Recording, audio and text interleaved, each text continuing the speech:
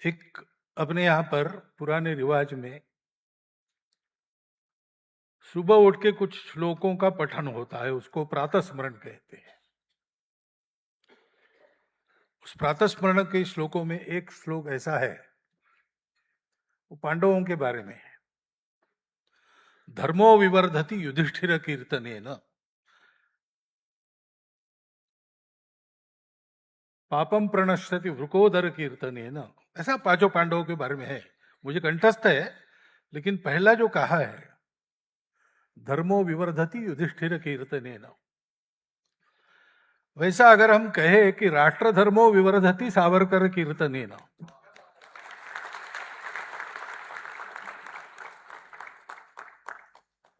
लेकिन केवल कीर्तन से नहीं होगा। कीर्तन उसको कहते हैं कि हम स्मरण करते हैं। यहां पर मूर्ति का अनावरण इसलिए हुआ कि स्मरण रहे। वो सिंहासन बत्तीसी है। कथा है कि विक्रम राजा सिंहासन चढ़ने वाला है, तो सिंहासन की 32 पैड़ियां और एक एक पर एक एक मूर्ति लगी है। वो पैर रखता है तो पहली मूर्ति कहती है, रुको, तुम इस सिंहासन पर चढ़ने वाले हो। इस सिंहासन पर पहले बैठे थे, उन्होंने क्या किया पता है क्या? फिर वो एक कहानी बताती हो और कहती कि विचार करो, तुम ये कर सकते हो क्या?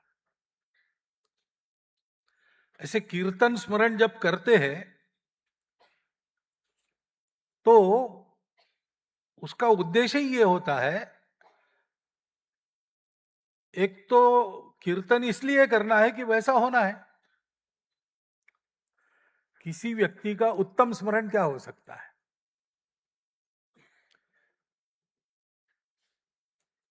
आखिर इन सब देशभक्तों ने यहां पर अपने जीवन को बिताया कष्टकार में। सावरकर जैसे लोग वापस आए, वापस आने के बाद भी, अंडमान के जेल से वापस आने के बाद भी उन्होंने अपना काम छोड़ा नहीं, वो जारी रखा। जिस प्रकार से कर सकते थे उस प्रकार से किया। तो ये सब करने का कारण क्या था? कारण यही था कि सब लोग ऐसे बने। इसलिए पंडित जी ने जो स्मरण बताया कि इसमें जो गीत में शब्द है, बाल गुलाब, यानी अपने देश के सब बच्चे, तो देश के सब लोगों के मन में देशभक्ति का भाव है। वो ऐसा प्रखर होना चाहिए, उत्कट होना चाहिए। ऐसे तो कल्पना किसी ने नहीं की होगी, उन्होंने भी नहीं की होगी कि हम कुछ लोग शस्त्राचार करके अंग्रेजों को भगा देंगे। लेकिन हमारे शस्त्राचार करने से एक और अंग्रेज को धाक, दूसरी ओर अपने लोगों में जागृति, ये बात तो थी। और इसलिए कीर्तन स्मरण, ये सारी बातें जो करनी है वो अनुकरण के लिए करनी है। और अनुकरण जिसका करना है वो पूर्ण चाहिए। नहीं तो गलत बातों का अनुकरण गलती करने वाले का करेंगे तो गलत बातों का भी अनुकरण होगा। सावरकर जी का चरित्र हम देखते हैं तो ये पूर्णता हमको उनके चरित्र में मिलती है। वर्णन बहुत हुआ है, अमित भाई के भाषण में भी आया। सब कुछ, सब प्रकार की प्रतिभा उनके पास थी। सावरकर जी का वर्णन करना है तो कई विशेषण लगते हैं। उनकी कविताओं को देखेंगे तो एक एक कविता में उनके व्यक्तित्व का एक एक पहलू मिलता है। स्वतंत्रता देवी की आरती जो उन्होंने कही है, उसमें उत्कट स्वातंत्र्य आकांक्षा स्पष्ट होती है।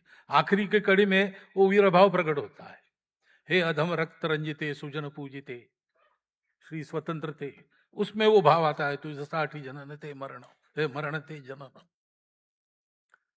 ऐसे आज जिस गीत का विशेष स्मरण हम कर रहे हैं, उस गीत में क्या है? भक्ति है, प्रेम, समर्पण, ये सब भक्ति के घटक है। आदमी जुड़ जाता है। जुड़ जाकर तन्मय होता है, तो देश का दुख उसका दुख बन जाता है। अपने व्यक्तिगत, अपने शरीर मन बुद्धि के दुख वो भूल जाता है, और देश की वेदना, देश का दुख, देश के हित के लिए प्रयास, यही उसके अपने जीवन के लिए प्रयास बन जाते हैं।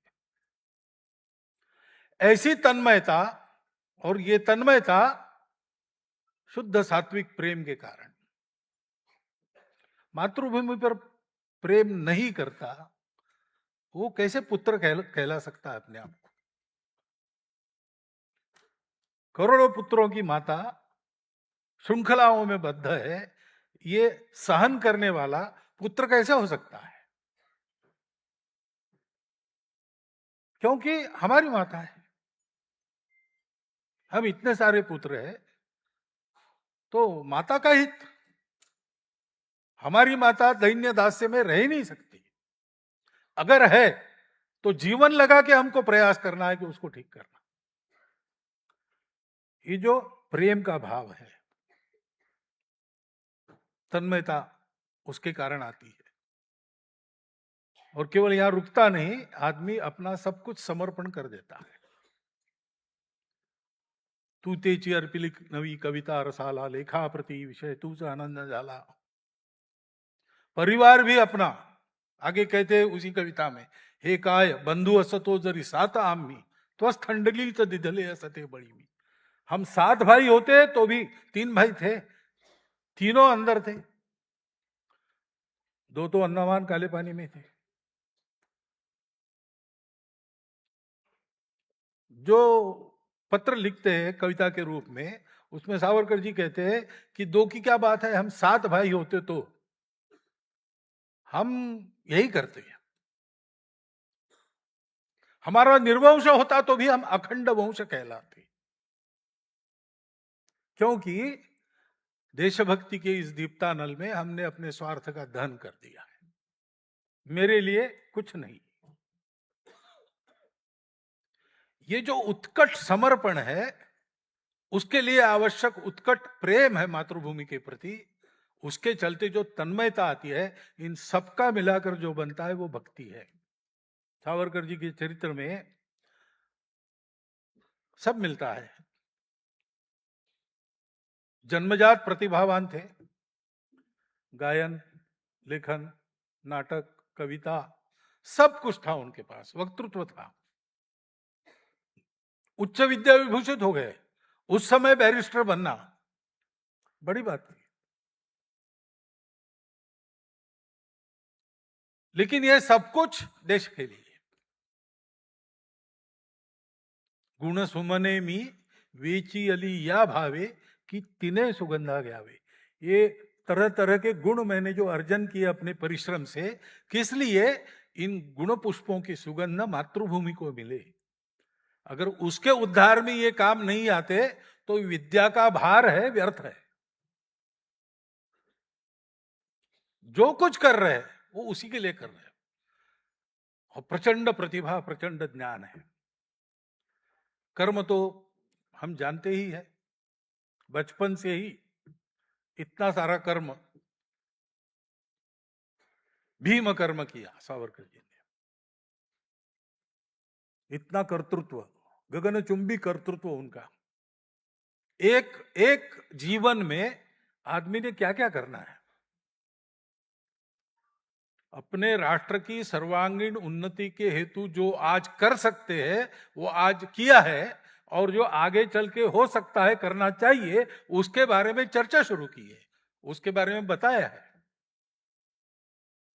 स्वतंत्र भारत का संरक्षण कैसा हो, उसके लिए क्या करना, पहले से विचार बताए।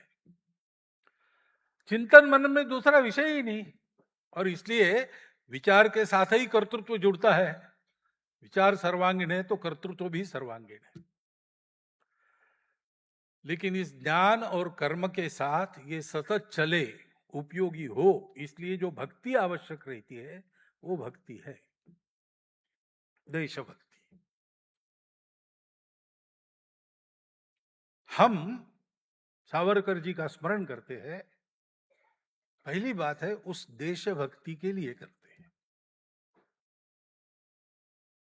ये हमारे अपने देश में हमारे अपने देश की ही भक्ति होनी चाहिए।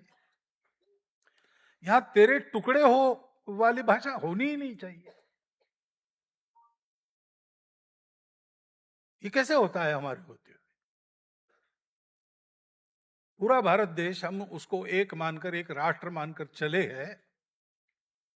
संविधान भी अपना यही कहता है। तो इस भारत में छोटी छोटी बातों को लेकर आपस में अलगाव टकराव कैसे होता है? हम कैसे सोचते हैं? सावरकर जी ने कभी ऐसा नहीं सोचा मैं महाराष्ट्र का हूं, मैं अमुक जाति का हूं। हमारे देशभक्तों ने हमेशा जो विचार किया वो सब किसी न किसी जाति में जन्मे थे, किसी न किसी प्रांत में रहने वाले थे, परंतु सबने सोचा पूरा भारत। स्वामी रामतीर्थ तो कहते थे कि मैं भारत हूं, मैं चलता हूं तब भारत चलता है। स्वामी रामतीर्थ की योग्यता थी ऐसा कहने की, हमको कहना पड़ा कि भारत जैसे चलता है वैसे मैं चलता हूं। पहला हमारे लिए हमको सावरकर जी के सपनों का देश खड़ा करना है, तो वो सपना अपना सपना बनना चाहिए। और उस सपने को सत्य करने के लिए उसी प्रकार की उत्कट प्रखर देशभक्ति, उस समय देश के लिए मरने की आवश्यकता थी, आज देश के लिए जीने की आवश्यकता है। तो नित्य जीवन में देशभक्ति, कोई शत्रु नहीं है अब सामने। अपना देश बनाना है, अपना देश मजबूत करना है। तो नित्य जीवन में कौन कौन सी बातें हैं जो हमारे देश, उदाहरणार्थ आत्मनिर्भरता की बात हम करते हैं सब लोग, स्व का, स्वदेशी, सब लोग मान्य करते हैं, हम सबको पता है। लेकिन जहां जहां स्व का आचरण संभव है, कर सकते हैं प्रयास पूर्वक, वहां वहां करते कि नहीं? भाषा शुद्धि के लिए सावरकर जी ने काम किया। हमारे अपने घर में अपने बच्चों को अपनी मातृभाषा आती है कि नहीं आती है? बात सोचने की है।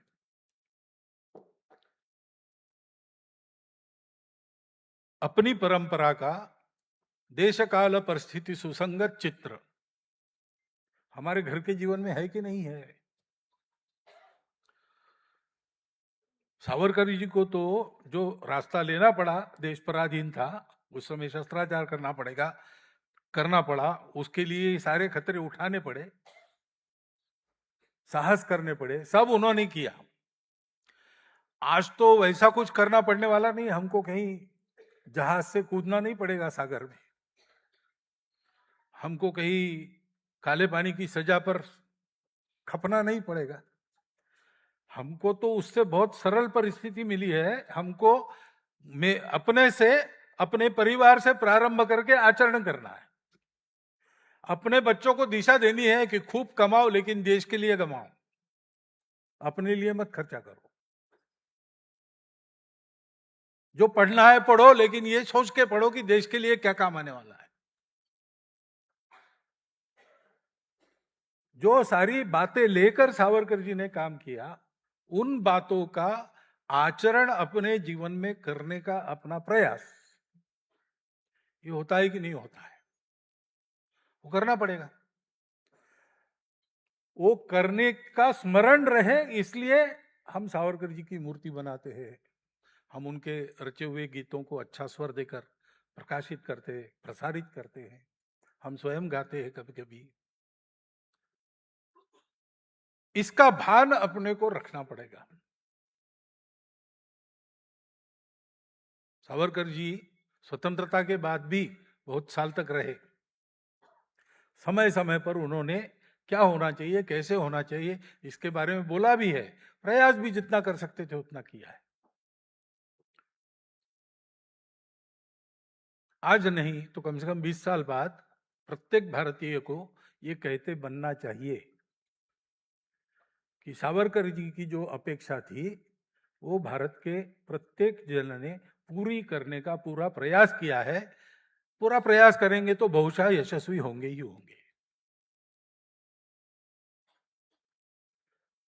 ये हमको करना पड़ेगा, और इसलिए इन सब बातों का अध्ययन करना, और वो बिना समर्पण के संभव नहीं है।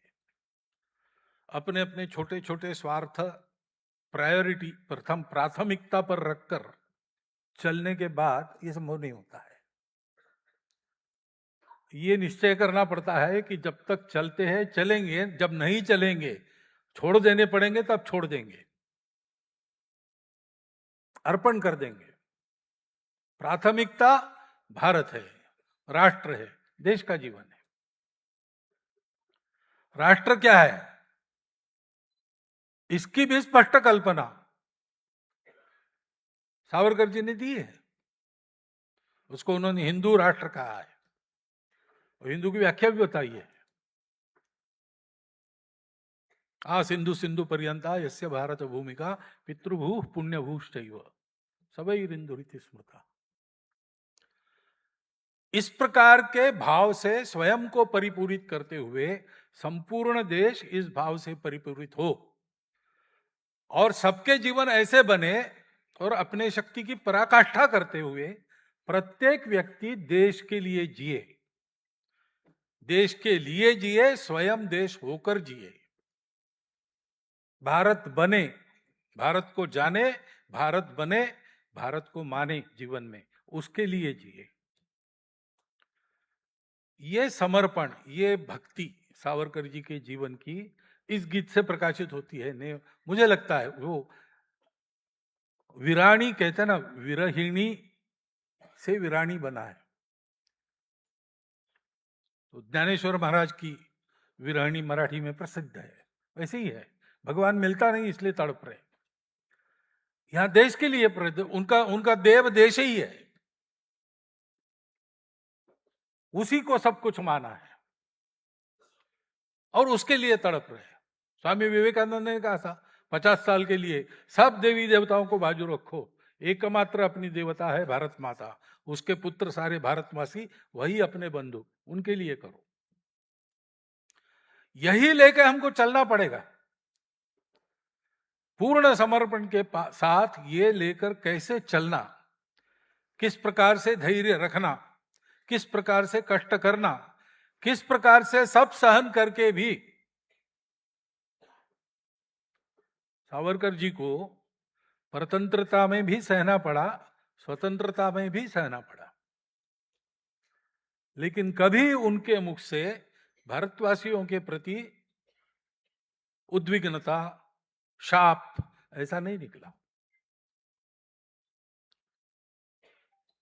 देशभक्ति है, देश के लिए किया, स्वयं के लिए अपेक्षा ही नहीं थी। तो उपेक्षा होती है तो भी जीवन का एक ही उद्देश्य है, देश के लिए समर्पित है। वो भक्ति ही सारी शक्ति देती है सहन करने की। ऐसी भक्ति हमको अपने जीवन में धारण करनी पड़ेगी। सावरकर जी एक अर्थ में 1857 से 1947 तक देश की स्वतंत्रता के लिए जितने लोगों ने प्रयास किए, जितने लोगों ने जीवन दिए, उत्तमोत्तम नाम है। आकाश गंगा है एक तरह से, उस आकाश गंगा के प्रातिनिधिक और सबसे दैदीप्यमान तारा सावरकर जी, और वो तारा अपने लिए मार्गदर्शक है, वो अपनी दिशा निर्धारण करता है। अपने राष्ट्र को परम वैभव संपन्न बनाना है, आगे चलना है, तो हम सब लोगों को सावरकर जी को अपने जीवन में उतारना पड़ेगा। डरना नहीं, उनके जीवन के सब कष्ट देखकर, क्या क्या यातनाएं उन्होंने भोगी, उसको देखकर डरना नहीं। चलते जाए एक एक कदम, जिसको जितना बने उतना करे, पूरी शक्ति लगाकर करे।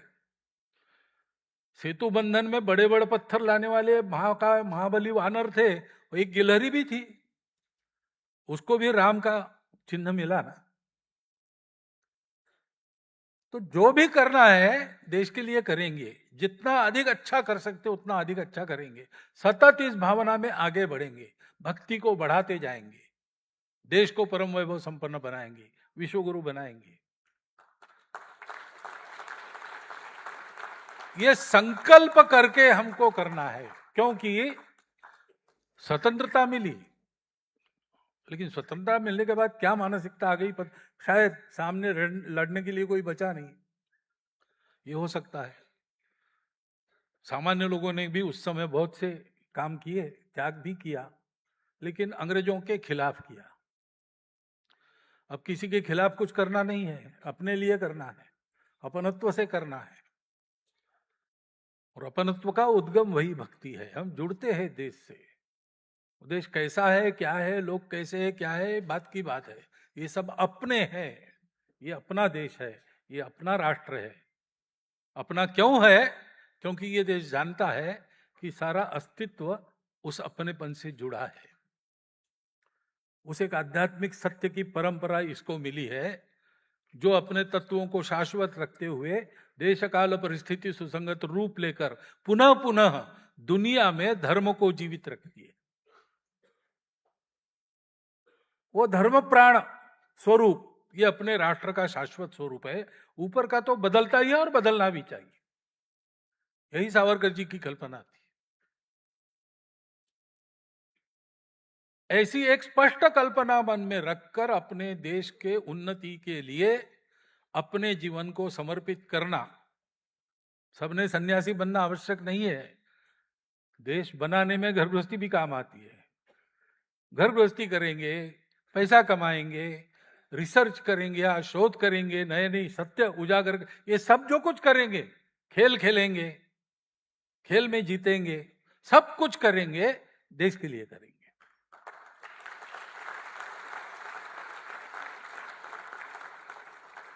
ये बात पक्की रखकर हम जीवन में चलेंगे।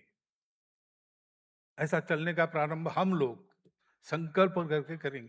छोटी छोटी बातें एक एक एक एक ठीक करते जाना तो जीवन बन सकता है। हम एकदम सूरज नहीं बनेंगे आसमान के, सावरकर जी जैसे, लेकिन एक दीपक तो बन ही सकते हैं। वो प्रयास करना, स्मरण करना, इसलिए करना। मुझे लगता है अभी बाकी सारी बातें हो गई है, आपके सामने आ गई है, बहुत कुछ आप पहले से जानते भी, परंतु ये जब किया है, इतने अच्छे पवित्र भूमि पर किया है, जहां ऐसे संकल्पबद्ध लोगों ने सब यातनाएं सहन करके भी अपने संकल्प को नहीं छोड़ा, और इसलिए संकल्प के धनी दो लोगों के पैर, मूर्धन्य लोगों के, सावरकर जी और सुभाष बाबू के यहाँ इस द्वीप पर लगे हैं। उस द्वीप में आकर हमने आज सावरकर जी की मूर्ति का अनावरण किया है, उनकी याद कर रहे, उनकी लिखी कविताओं को सस्वर सुन रहे हैं। तो अपने मन में ये भाव जागृत होना चाहिए, और उस भाव के प्रकाश में हमने ये संकल्प लेना चाहिए कि आज से, अभी से आगे एक एक कदम पर विचार करेंगे कि हम उनके जैसे कितने बन रहे। इस जीवन में उनके जैसे पूरे बन जाएंगे ऐसा नहीं है, लेकिन थोड़ा बहुत उनके निकट पहुंचे ही इन सब मामलों में। ये अनुभूति हम इसी जीवन में ले सके, ऐसा जीवन इसके बाद हमको जीना है। ये संकल्प लेकर अगर हम जाएंगे तो मुझे लगता है कि आज का जो कार्यक्रम है वो प्रतीक रूप न रहते हुए एक सार्थक कदम उस दिशा में बनेगा। लोग तो जो प्रेरणा लेनी है लेंगे, लेकिन लोग जब ये देखेंगे कि इस कार्यक्रम में पहुंचे हुए श्लोक उन्होंने अपने जीवन को और उन्नत करना शुरू कर दिया है, तो वो भी इसका अनुकरण करेंगे। बड़ी बड़ी बातें होती है, उनकी शुरुआत बहुत छोटी होती है। तो 2047 में अखंड वैभव संपन्न बल संपन्न विश्वगुरु भारत बनने की धारा शायद आज के इस कार्यक्रम की गंगोत्री के रूप में शुरू हो जाए।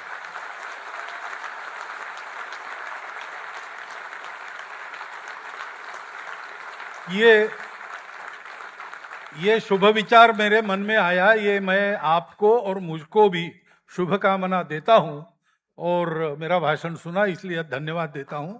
मेरे शब्दों को विराम देता हूं।